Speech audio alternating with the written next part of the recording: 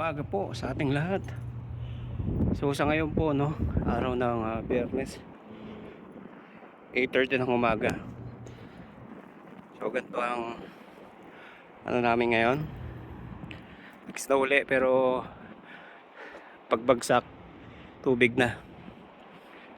So ayan, makulimlim panahon at medyo mahangin. At yung river natin tunaw na siyempre. At yan, mahamog. So ganyan po ang ano natin ngayon, ang weather natin ngayon. Kahapon plus 30, ngayon minus 1, di ba? Parang hindi maintindihan yung ano natin, weather natin dito. So yan, dito sa kabila naman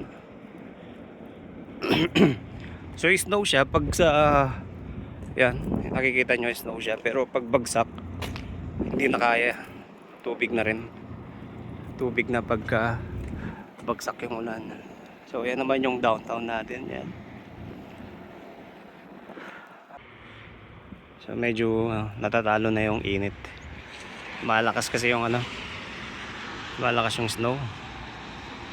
Ayan, kung nakikita nyo, ayan.